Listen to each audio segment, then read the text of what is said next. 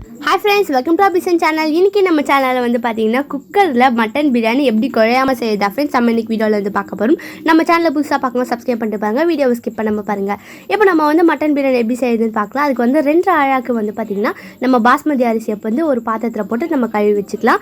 1/4 kilo அளவுக்கு mutton எடுத்துக்கோ, இஞ்சி பூண்டு பச்சை மிளகாய் பேஸ்ட் எடுத்துக்கோ, கொத்தமல்லி புதினா எடுத்துக்கோ, 3 வெங்காயம் தக்காளி கட் பண்ணிருக்கோம். இப்போ நம்ம வந்து அரிசியை ஊற வச்சாச்சு. இப்போ நம்ம குக்கர் ஆன் பண்ணி ஸ்டவ்ல வச்சிரலாம். இதுல 3 டேபிள் ஸ்பூன் எண்ணெய் ஊத்திட்டு அதுல 2 பட்டை, 2 ஏலக்காய், 2 கிராம்பு, 2 பிரிஞ்சி இலை போட்டுக்கலாம். இப்போ இதில் கட் பண்ணி வச்சுருக்க 3 பெரிய சைஸ் வெங்காயத்தை போட்டு நல்லா வதக்கிடலாம்.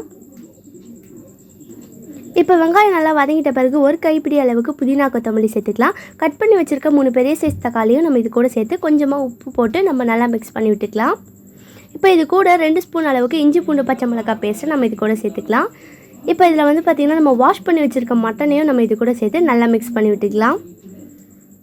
பாருங்கள், இப்போ இதில் நம்ம 2 ஸ்பூன் அளவுக்கு நம்ம தயிர் சேர்த்து மிக்ஸ் பண்ணி விட்டுக்கலாம். இப்போ இதில் நம்ம 2 ஸ்பூன் அளவுக்கு பிரியாணி மசாலையும் சேர்த்துக்கலாம். 1/2 ஸ்பூன் அளவுக்கு மஞ்சள்தூள் சேர்த்துக்கலாம். 2 ஸ்பூன் அளவுக்கு வெறும் மிளகாய் தூளும் சேர்த்துக்கலாம். இப்போ இது எல்லாத்தையும் சேர்த்து நம்ம இதை நல்லா மிக்ஸ் பண்ணி விட்டுக்கலாம். உங்களுக்கு காரத்துக்கு ஏற்ற மாதிரி நீங்கள் இதில் மிளகாய் தூள் சேர்த்துக்கலாம். இப்போ நம்ம இதில் வந்து பார்த்திங்கன்னா 2 கப் அளவுக்கு நம்ம இதில் தண்ணி சேர்த்துக்கலாம். இப்போ நம்ம வந்து தண்ணி ஊற்றியாச்சு. இதில் நம்ம தேவையான அளவு உப்பு சேர்த்துக்கலாம். உப்பு சேர்த்து நல்லா மிக்ஸ் பண்ணி விட்ட பிறகு நம்ம இதில் வந்து பார்த்திங்கன்னா குக்கர் மூடி போட்டு ஒரு 3 விசில் போட்டு எடுத்துடலாம். இது வந்து எதுக்காகனா மட்டன் வேகிறதுக்காக. இப்போ 3 விசில் போட்டு ப்ரெஷர் அடக்கி எடுத்தாச்சு. மட்டன் வந்து பார்த்திங்கன்னா நல்லா வெந்திருக்கு. இப்போ அதில் 2 கப்பு தண்ணி ஊற்றி நம்ம ஸ்டவ் ஆன் பண்ணி வச்சிடலாம். இந்த ஸ்டேஜில் நம்ம உப்பு காரம் வந்து செக் பண்ணிக்கலாம். இப்போ வந்து தண்ணி நல்லா கொதிச்சிருச்சு. இப்போ நம்ம வாஷ் பண்ணி வச்சுக்க அரிசியை சேர்த்து நல்லா மிக்ஸ் பண்ணி விட்டாச்சு. 1/2 லெமனை நம்ம பிழிஞ்சு விட்டுக்கலாம்.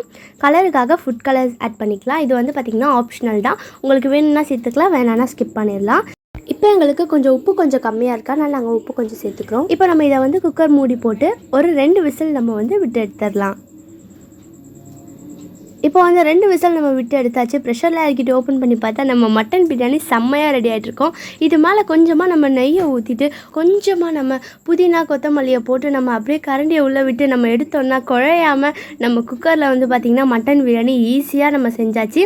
இதே மாதிரி மட்டன் பிரியாணி வந்து பார்த்திங்கன்னா நீங்களும் உங்கள் வீட்டில் ட்ரை பண்ணி பார்த்துட்டு எப்படி வந்ததுன்றதை கமெண்ட் பாக்ஸில் கமெண்ட் பண்ணுங்கள். இந்த வீடியோ உங்களுக்கு பிடிச்சிருந்தால் லைக் பண்ணுங்கள், ஷேர் பண்ணுங்கள், கமெண்ட் பண்ணுங்கள். மறக்காமல் நம்ம பிஸ்னஸ் சேனலை சப்ஸ்கிரைப் பண்ணுங்கள். Thank you, by.